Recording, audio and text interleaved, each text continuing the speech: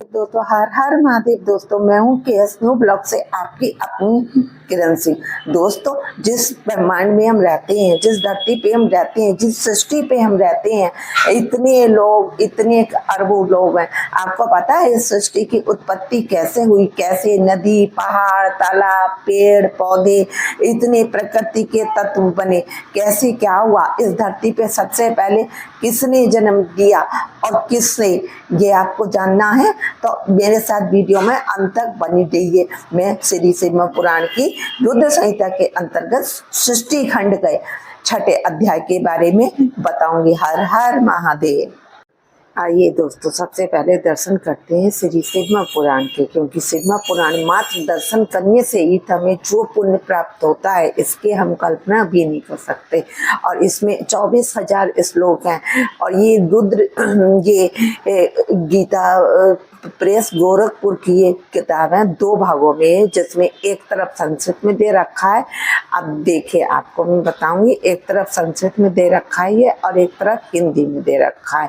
तो संस्कृत में 24,000 श्लोक हैं और 7 संहिताएं, जिसमें मैंने प्रथम संहिता का वर्णन कर चुकी हूँ। द्वितीय संहिता चल रही है रुद्र संहिता, उसमें भी सृष्टि खंड चल रहा है और उसमें मैं हिंदी व्याख्या का संक्षिप्त वर्णन आपके समक्ष प्रस्तुत करती हूँ। जो लोग नई सब्सक्राइबर हैं वो लोग ध्यान से समझ लें कि मैंने सावन के प्रथम दिन से यह शुरू किया था शिव पुराण। आप सावन के प्रथम दिन यानी 4 जुलाई से मेरी पहले की सारी वीडियो देख सकते हैं, ताकि आपको ज़्यादा से ज़्यादा लाभ प्राप्त हो और मेरी वीडियो को आगे भी शेयर कर सकते हैं।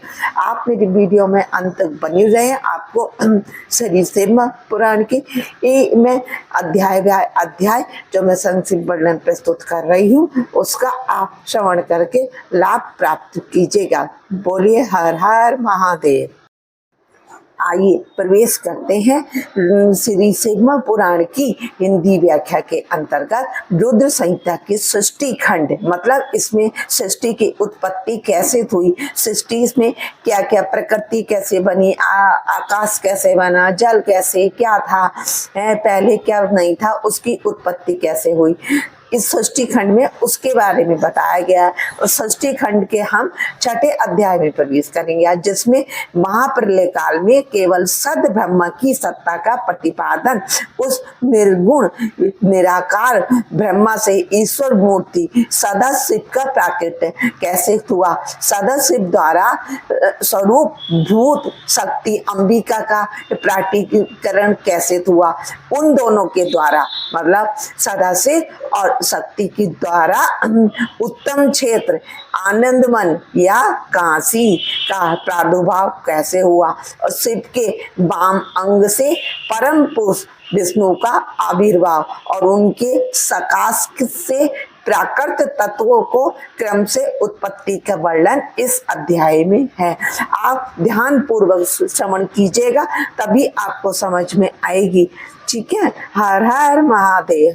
अब ये तो आपको पता ही है, नारद जी ब्रह्मा जी के पास गए थे शिव तत्व के बारे में जानने के लिए, अंबिका के बारे में जानने के लिए, इस सृष्टि के बारे में जानने के लिए है। तब ब्रह्मा जी बोले, हे ब्राह्मण, हे देव स्वरूप बने, आप सदा समस्त जगत के उपकार में ही लगे रहते हैं। आपने लोगों के हित की कामना से बहुत उत्तम बात पूछी है, जिसके सुनने से संपूर्ण लोगों के समस्त पापों का क्षय हो जाता है। मतलब सिर्फ इतना ही, यहाँ की शिव तत्व क्या है उसके बारे में जानने की इच्छा है, उसको सुनने की इच्छा, उससे ही हमारे समस्त पाप नष्ट हो जाते हैं। शिव पुराण का तो एक श्लोक भी हम डेली श्रवण कर लेना तो उससे भी मतलब हमारे समस्त पाप ऐसे नष्ट हो जाते हैं फटाफट है। और फिर उसमें है कि उस अनामे शिव तत्व का मैं आपसे वर्णन करता हूँ। शिव तत्व का स्वरूप बड़ा ही उत्कृष्ट और अद्भुत है, जिसे यथार्थ रूप से ना मैं जान पाया हूँ, ना विष्णु जी जान पाए, ना कोई अन्य जान पाया है। जिस समय यह प्रलय काल हुआ था उस समय समस्त चराचर जगत नष्ट हो गया था। सर्वत्र केवल अंधकार ही अंधकार था, न सूर्य, न पृथ्वी, न जल, न नक्षत्र, न दिन, न जात कुछ नहीं था, केवल आकाश तत्व विद्वान था बस। पहले यह सतत मन का विषय नहीं है, वाणी की भी यहाँ पे कोई पहुंच नहीं थी। पहले कुछ भी जब प्रलय हुई थी सब कुछ नष्ट हो गया था। अब तब उस निराकार परमात्मा ने, जिसे कि पर ब्रह्मा की विषय में ज्ञान और अज्ञान से पूर्ण उक्तियों द्वारा इस प्रकार के विकल्प दिए जाते हैं कि उक्त उस निराकार परमात्मा ने अपनी लीला शक्ति से अपने लिए, मतलब सदाशिव ने अपने लिए मूर्ति आकार की कल्पना की और वह मूर्ति संपूर्ण ऐश्वर्य से गुणों से संपन्न थी।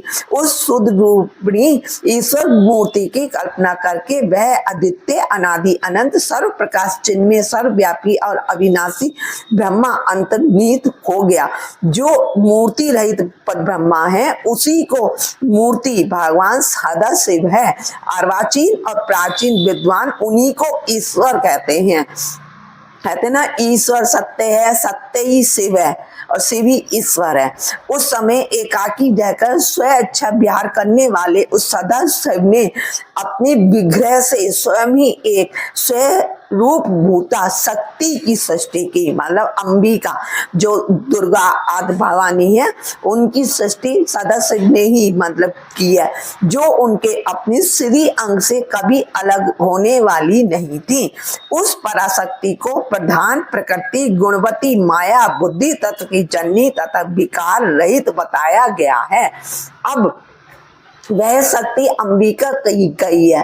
सदाशिव द्वारा प्रकट की गई उस शक्ति की 8 भुजाएं हैं और उस देवी की मुख की शोभा तो बहुत ही विचित्र है। वह अकेली ही अपने मुख मंडल में सदा पूर्णिमा के एक सहस्त्र चंद्रमाओं की काली कांति धारण खड़ी रहती हैं। वे जो सदाशिव हैं इन्हें परम पुरुष ईश्वर शिव शंभु अनीश्वर कहते हैं। वे अपनी मस्तक पर आकाश गंगा को धारण करते हैं। उनके भाल देश में चंद्रमा शोभा पाते हैं। उनके 5 मुख हैं और प्रत्येक मुख में 3 नेत्र हैं। 5 मुख होने के कारण वह पंचमुख कहलाते हैं। उनका चित्त सदा प्रसन्न रहता है। वे 10 भुजाओं से युक्त तथा त्रिशूलधारी हैं। उनके श्री अंगों की प्रभा कपूर के समान श्वेत है, गौर है। वे अपने सारे अंगों में भस्म रमाई थकते हैं। उन काल रूपी ब्रह्मा ने एक ही समय शक्ति के साथ शिवलोक नामक क्षेत्र का निर्माण किया। उस उत्तम क्षेत्र को ही काशी कहते हैं। मतलब ये जो काशी नगरी है जिसे आज के टाइम में बनारस के नाम से जाना जाता है, ये शिव जी ने सदाशिव ने सबसे पहले इस क्षेत्र का निर्माण किया था। ये आदि अनादि जने कितने युगों से है, ये कभी नष्ट नहीं होती है। यह परम मोक्ष को देने वाली है। वह परम निर्माण या मोक्ष का स्थान है जो सबके ऊपर विराजमान है। देखो इसमें लिखा हुआ है, ये प्रिया प्रियतम रूप शक्ति और शिव जो परमानंद स्वरूप है उस मनोरम क्षेत्र में नित्य निवास करते हैं। वह काशीपुरी परमानंद रूपणी है। हे उन्हें शिव और शिवा ने प्रलय काल में भी कभी उस क्षेत्र को अपने से अलग नहीं किया, इसलिए विद्वान पुरुषों से अभिमुक्त क्षेत्र भी कहते हैं। अब यह क्षेत्र आनंद का हेतु है, इसलिए इसे आनंद वन भी कहा जाता है। अब थे देवर्ष थे नारद, एक समय उस आनंद वन में घूमते हुए शिवा और शिव के मन में इच्छा हुई कि किसी दूसरे पुरुष की सृष्टि करनी चाहिए जिस पर सृष्टि का संचालन का भार रखकर हम दोनों केवल काशी में रह के अपनी इच्छा अनुसार विचरण करते रहें और निर्वाण धारण करें। ऐसा निश्चय करके शक्ति सहित सर्वव्यापी परमेश्वर शिव ने अपने वाम भाग के 10वें अंग पर अमृत का सिंचन किया। वहीं उसी समय एक पुरुष प्रकट हुआ जो तीनों लोक में सबसे अधिक सुंदर था, शांत था, उसे सद्गुण की अधिकता थी, वह गंभीरता का अथाह सागर था। तब तदंतर उस पुरुष ने परमेश्वर शिव को प्रणाम करके क्या, हे स्वामी मेरा नाम निश्चित कीजिए और मुझे काम बताइए। तब शिव जी ने कहा, हे बस व्यापक होने के कारण तुम्हारा विष्णु नाम विख्यात होगा, इसके अतिरिक्त और भी बहुत से नाम होंगे जो भक्तों को सुख देने वाले होंगे। तुम सुस्थिर होकर उत्तम तप करो, क्योंकि वही समस्त कार्यों का साधन है। ऐसा कहकर भगवान शिव ने श्वास मार्ग से श्री विष्णु को वेदों का ज्ञान प्रदान किया। तब उसके पश्चात तदंतर अपनी महिमा से कभी च्युत न होने वाले श्री हरि भगवान शिव को प्रणाम करके बहुत बड़ी तपस्या करने लग गए और शक्ति सहित परमेश्वर शिव वहां से अदृश्य हो गए। अब 12,000 दिव्य वर्षों तक तपस्या करने के पश्चात विष्णु जी को फिर भी भगवान शिव के दर्शन नहीं प्राप्त हुए। तब विष्णु को बड़ा संदेह हुआ। उन्होंने हृदय में शिव का स्मरण करते हुए सोचा, अब मुझे क्या करना चाहिए। इसी बीच शिव की मंगलमयी आकाशवाणी हुई कि संदेह दूर करने के लिए पुनः तपस्या करो। शिव जी की उस वाणी को सुनकर विष्णु ने ब्रह्मा में ध्यान को व्यवस्थित कर दीर्घ काल तक अत्यंत कठिन तपस्या की। मतलब इतनी तपस्या की कि मतलब उनसे उस समय ब्रह्मा की ध्यान अवस्था में ही विष्णु को बोध हो आया कि उनके उसमें से जल धाराएं मतलब निकलने लग गई।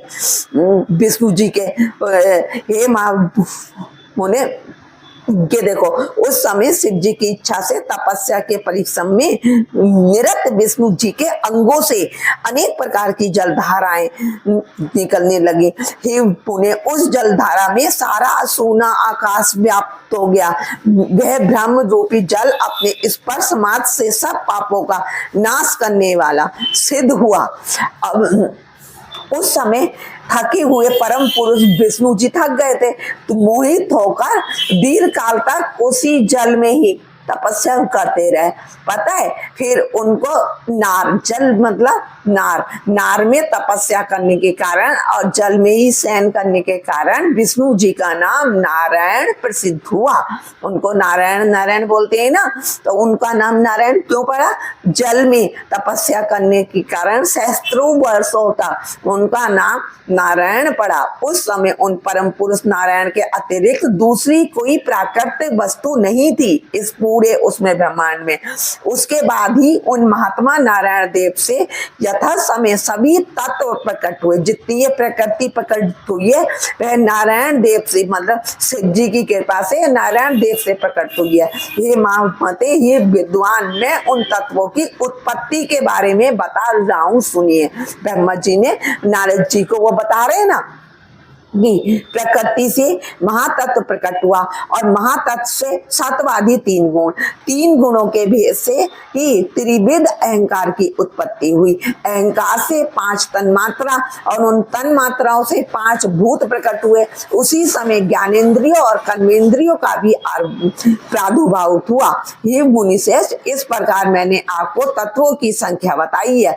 इनमें से पुरुष को छोड़कर शेष सारे तत्व प्रकृति से प्रकट हुए हैं, इसलिए सबके सब जड़ हो गए।